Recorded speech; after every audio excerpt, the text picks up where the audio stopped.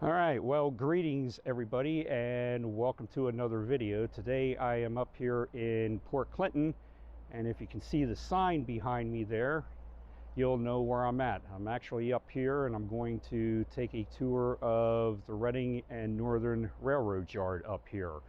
So this is a nice day here in the beginning of June. It's the middle of the week. Parking up here was a little iffy at first. There were a lot more cars up here in the middle of the week than what I expected, but I'm up here with a friend of mine, another fellow YouTuber. So we went into the office, and if you do come up here, I just want to remind everybody this is an active railroad. So if you want to walk the grounds up here and check things out, you have to go into the office and check in and pick up a visitor's badge. But they are very friendly in there and everything, and they welcome the visitors to walk around, take pictures, make videos and whatnot. So we're here and we're going to be heading up here to the steam shop, which is actually on the other side of Broad Street. That brings you in off of Route 61 and brings you into the driveway that takes you down to the actual train station office. But the steam engine shop is actually on the other side of Broad Street. So we're going to start there first, and from there we're going to walk down behind me here and explore the whole yard and check things out and see what we can find. All right, so right up here is Route 61, and you take Broad Street off of Route 61, come across the Schuylkill River, and when you come to the railroad tracks, you make a left, and that'll take you down to the office area. And I am joined with Jamie Makin today. She is here with me doing this tour. She's doing her intro. So we're going to be walking up here on the other side of Broad Street, and this is where the steam shops are at. And from what we were told, the 425 and the other steam engine that's there are in the shop getting some work done to them. So we're going to walk up there and see if we can walk through the shop. They told us, you know, if we want to go into any shops, you have to ask the workers first, make sure it's okay and everything. So we want to be respectful, because not many rail companies allow you to just freely walk around on their property. So let's walk up here and check things out.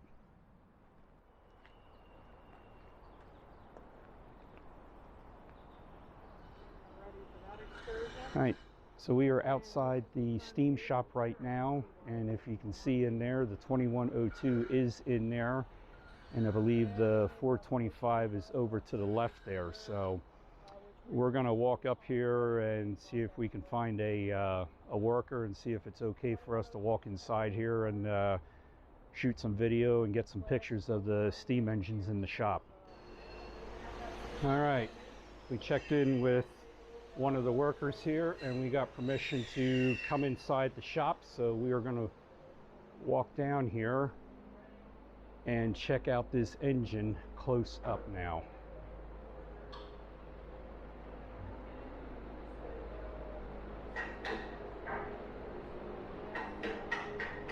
You saw it in my previous video, and I'll have the link up in the corner,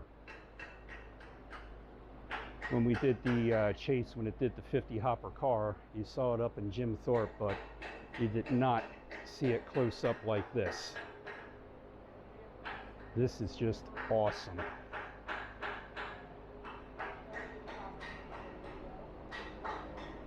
Seeing this big machinery, big piece of machinery this close. This locomotive, for some reason, looks even bigger when you get it in here.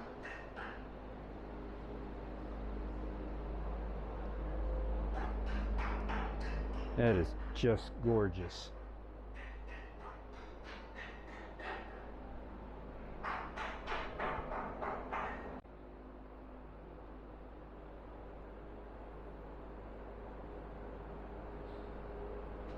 So here we'll walk you down the other side of the 2102 and just look at the size of those wheels.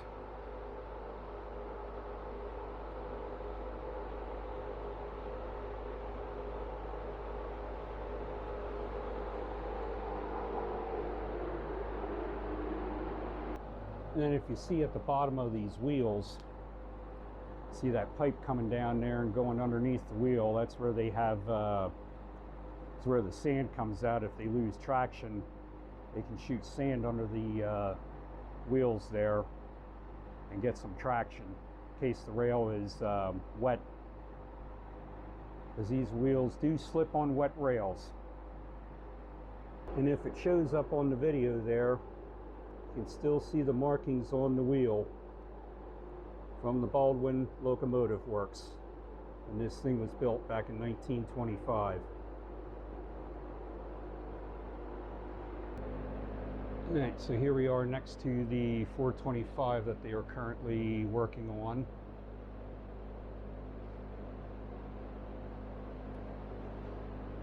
I'm not quite sure what they're doing, but they got it apart, doing some work on it, but I believe it's going to be running up in Jim Thorpe sometime in July again.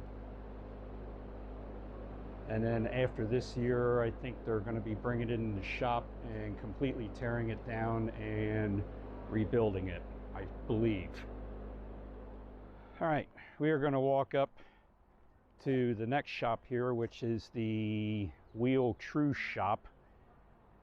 And while we're walking up there, we'll give you a look of the turntable that they have here, that they use to turn the engines around, the steam engines, when they put them in the shop and whatnot.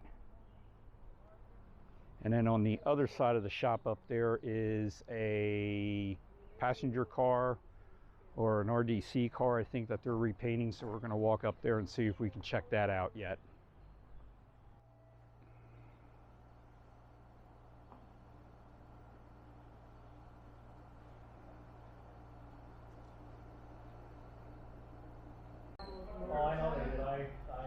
So all these wheels that you are looking at here, these are all traction motors.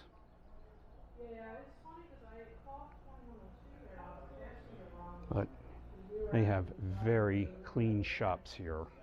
That is incredible. And coming out of the wheel shop to the rear of it is one of the cars they are currently working on that was purchased from the bankrupt Iowa Pacific Railroad. And walking around back of the dome car that they are currently painting, we can see that they're working on and probably going to paint this dining car here and get it in shape and put that in service as well. All right, so we are done up here at the steam shop and the wheel shop. We probably spent a good hour up here walking around and just talking with some of the folks here who were nice enough to answer some questions for us and everything. And one thing I wanted to point out too, Reading and Northern is a big enough railroad company, corporation, that they have their own police department. You know, most of these railroad companies have their own police department. Reading and Northern has their own. They're not located here. I believe they are located further up Route 61 there at the intersection of Route 61 and 895. But yes, they do have their own police department.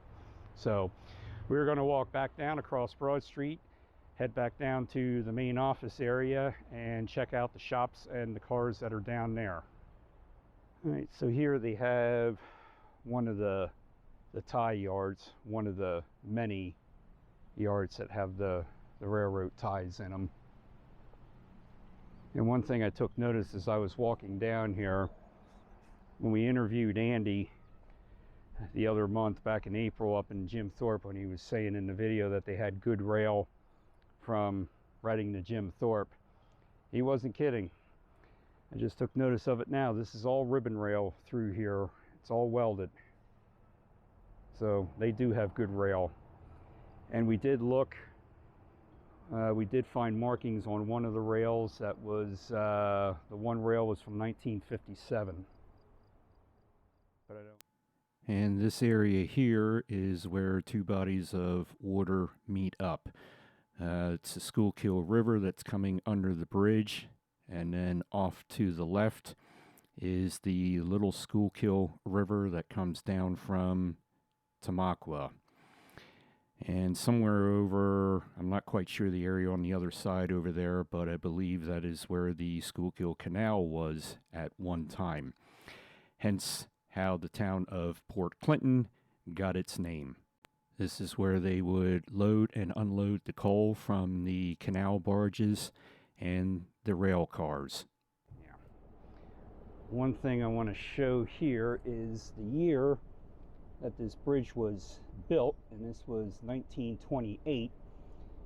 And if memory serves me correctly, this was the Reading Company or Reading Railroad that went through here prior to Reading and Northern taking it over. So there were more than just the one track over there. There were, pretty sure there were 3 tracks coming through here at one time, but I'll have to go back to some old aerial images from back in the 30s and 40s and find out for sure, but I'm pretty sure there was multiple tracks going across these bridges here. And this area here is the maintenance of way, or MOW as we call it, and they call it in the railroad. And then they have one of the mechanical shops there, so this is basically where they do work on the maintenance vehicles and the high railers and everything else.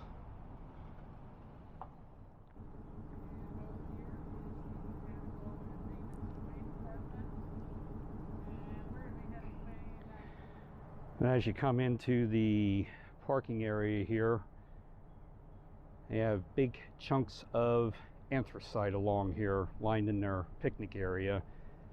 And this picnic area actually serves 2 purposes. Right up in the back here is the old Pennsylvania Railroad, which is now the Bartram Bike Trail. And just over on the other side there, almost behind where Jamie's standing, is the Appalachian Trail. So the Appalachian Trail actually comes down, and you actually have to walk across the tracks here for the trail, follow the road out to where we came in, go up towards 61, make a right on 61, and then pick it up off to the left side up there close to where the Schuylkill River Bridge is on 61.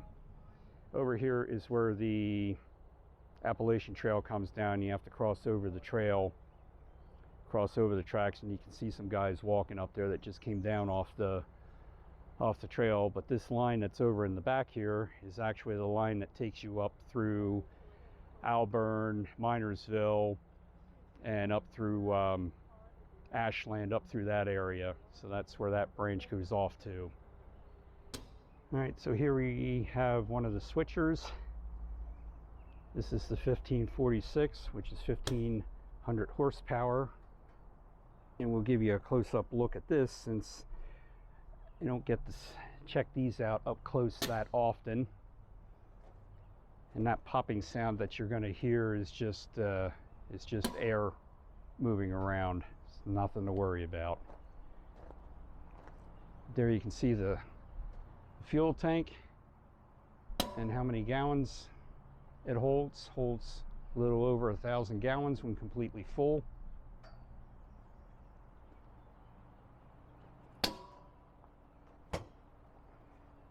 And there you can see the traction motors underneath. All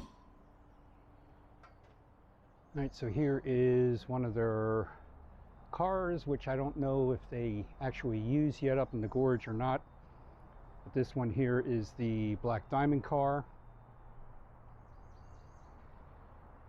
And it looks like they have kerosene tanks underneath there, probably for the heat inside for the winter time. But we were back down here in the office area, and this is where you go and check in to pick up your visitors badges after you come in and find a parking spot there. And mostly all these cars are employees here, so parking during the week is at a premium. But if you want to tour the place, this is when you have to come during the week, because you can't come on the weekends and walk around the grounds because the office isn't open to get a pass or anything. So got to come during the week.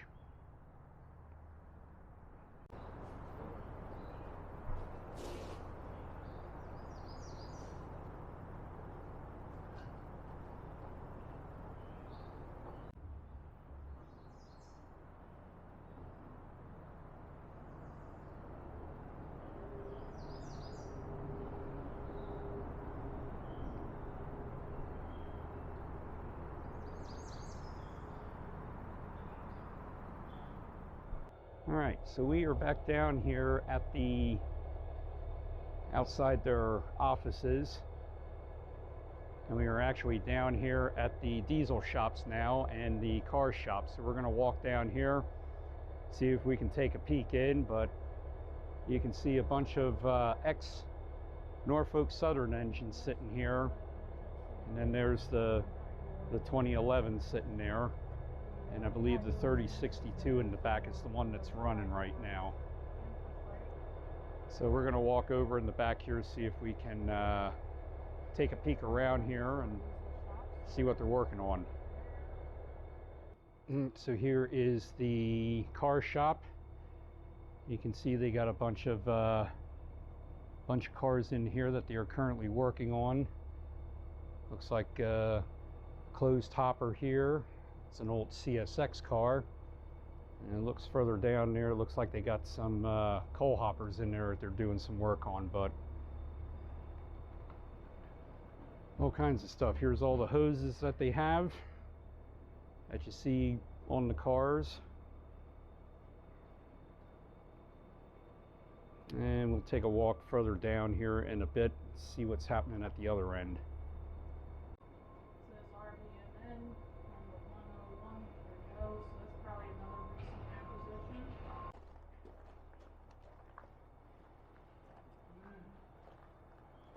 Taking a peek in here, you can see them down there working on some of the wheels. They got the one hopper car jacked up there, pulled the wheels off and doing some work on them.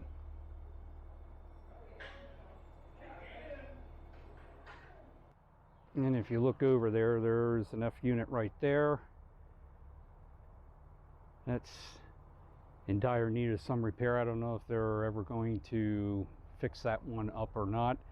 And then further down there, you can see there's another F unit down there. I'm not sure what the what railroad the F units came from. And then down there is part more of the yard, which we're not going to walk down there, but got some more cars on the storage tracks down there. Jamie's looking up right now to see what F units these are, see if we can find out where they came from. All right, so the F units, that one there, I believe is going to be the Erie. And then Bessemer and Lake Erie will be that one, and I think Southern Railroad of New Jersey will be that one that's further down there. All right, we walked down here a little bit, and I don't know if it's going to show up on the video here because I don't have the zoom on the camera I'm using today, but that one there does have the Southern Railroad Company of New Jersey lettering on the side of it. All right, we found markings on the main line here. So that's 140 there, which is the weight class, I believe. I have to look at the picture that I have that has all these markings and what they stand for. But Steelton, Bethlehem Steel, and if it shows up, it was made in 1955. And the area we're coming up to right now, we're actually standing outside of the diesel shop. And looking there, you can see one of the Norfolk Southern engines that was purchased that they're currently working on. And to the right of that is one of the North Reading Fast Freight engines. And we got permission from one of the workers to come inside and video. And you can see right there the pit area that they have to access the locomotives underneath. And he's currently doing some work on the hood there. And then over to the right here, there's two huge diesel engines that are actually inside the locomotives. They are pretty big. And here's another side shot of the 5018 engine. Now we're going to take a walk over and check out the Norfolk Southern engine they're working on. And looking inside the Norfolk Southern engine compartment there, you can see the big pistons inside the engine there as they're doing some maintenance on the engine or giving it a complete overhaul there. And here's a close-up of one of the ditch lights on the locomotive that you see that are flashing from time to time. and that is a halogen bulb inside there. Those lights are a little bit bigger than what I expected them to be. Alright, so I'm checking out some of the lights here that are on the trains, and back in the day when I was in my 20s, I worked for a company in Boyertown and actually made headlamps for automobiles, but we also made headlamps for the trains. And this is one of our competitors, GE. The company I worked for was Wagner, which was owned by Cooper Automotive, but can't find any Wagner headlights. Only GE's, and this one's an incandescent one. This isn't halogen. All right, so here is the backside of their offices and train station. And then you can see another Iowa. The one car there that they're working on is the Iowa Pacific. And the Saratoga and North Creek, I believe those are new cars that they just acquired recently and was shipped. And the F units are sitting here as well, which we'll walk up there and I'll get shots of them for you. And I'm not quite sure what that, if that's a thing that holds sand, which I think it might be. They put sand in the locomotives that they can put down on the track in case they start slipping. I think that's what that might be, but I'm not quite sure.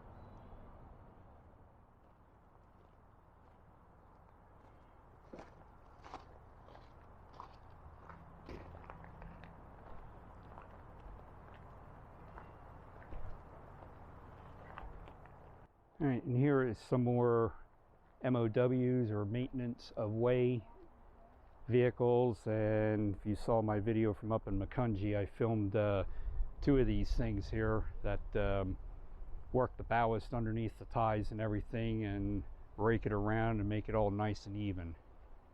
So I'll put a link to that video up there in the corner of the screen. If you haven't seen it yet, check it out.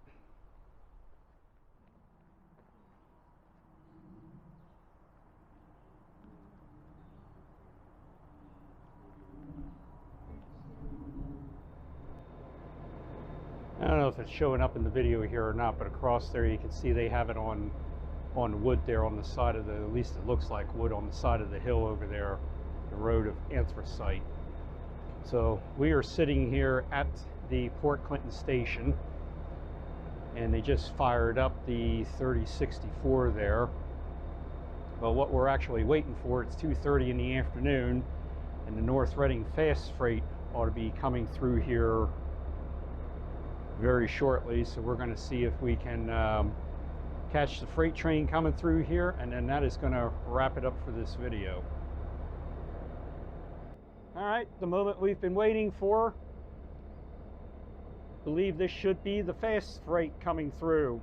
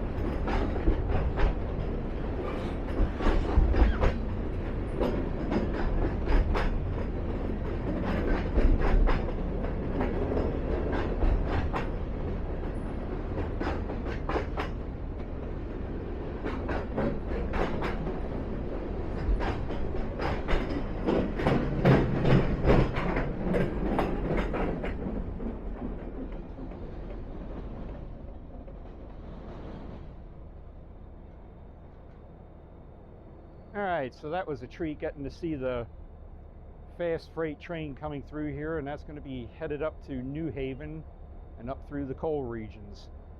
But what was funny is it seemed like everybody that was working here at the offices poked their head out the door when the train came by. But what they were also doing was they were also spotters, watching the cars as they went by to make sure nothing was dragging or anything. So pretty neat that we got to catch a train while we were here. All right, well, that is going to wrap it up here for us at the Reading and Northern Railroad headquarters here in Port Clinton. I thoroughly enjoyed myself today, got a lot of great pictures and everything and video footage, and actually got to see what it's like with a railroad, behind the scenes and everything, the shops and everything, and what they do maintaining the steam engines and the diesel engines and the cars and everything else. So I want to thank everybody here at the Reading and Northern Railroad, the staff, everybody we interacted with was very friendly. And Andy, if you get to see this video, thank you so much for allowing the public to come here and tour your facilities while it's operating and everything. Like I said before, it's not often you get to see the operation of a railroad day-to-day basis and everything. So, and when they say that this railroad is America's friendliest railroad, they mean it. Everybody here is super friendly. But again, come up here during the week and abide by the rules. Don't ruin it for everybody else. They give you the rundown of what you can and can't do. You got to remember, this is an operating railroad here. You can walk around, but you got to be careful because there are locomotives moving through here and freight moving through here at times during the day. And you always got to ask permission before you go into the shops and everything. Make sure it's okay that you can walk in there. But super day. So my thanks to Jamie Makin for tagging along with this too. So if you like the video, please give it the thumbs up. Also hit the subscribe button down there and that bell if you want to be notified when I upload new videos to YouTube. So until next time, it's have a ball and do it all. We'll see you soon.